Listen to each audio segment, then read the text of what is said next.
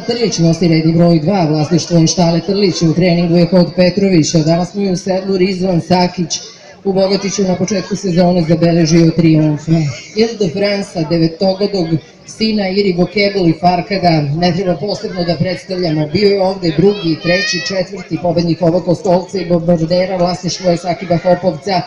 Smaja Mržnjak je trener, Aleksandar Šanšić jahač, oni se najbolje znaju, teret je 62 kg, brat po bajci startuje sa rednim brojem 4, zove se Ivo Džima i vratio se kući u štalu Antilop, bio je treći i drugi u memorijalu kralja Aleksandra, danas mu je u sedlu italijanski internacionalac Kristijan Njezi, 62 kg teret. Derbi pobednik 2016. Džafi, vlasništvo konjičkog kluba Almin, u sedlu nosi Željka Ilića i 62 kg teret, redni broj 5.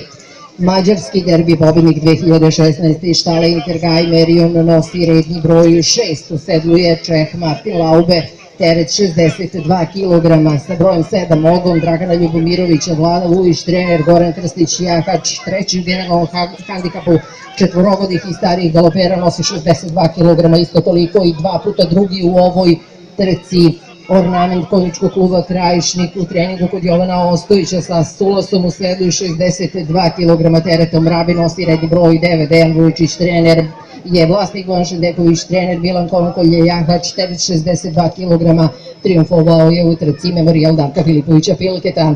Desetka pripada Retu Butleru, vlasništvo konjičkog kluba Ivanović Stefanović, trener, Tiko Vujković jahač, redni broj 10 Red Butler, 11